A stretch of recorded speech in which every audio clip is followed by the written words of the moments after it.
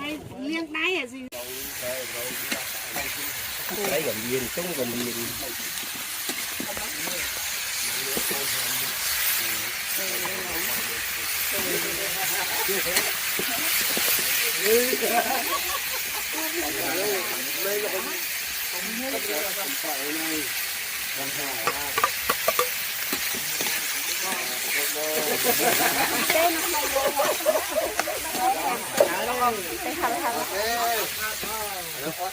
Thôi đi không?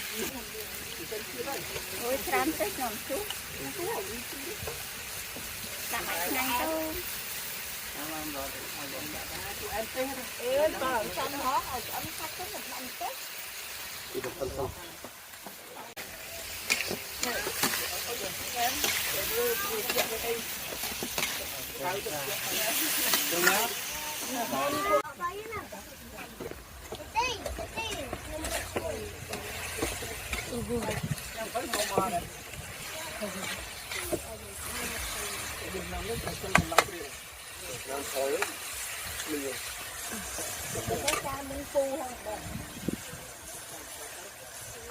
Có bình bạc đấy.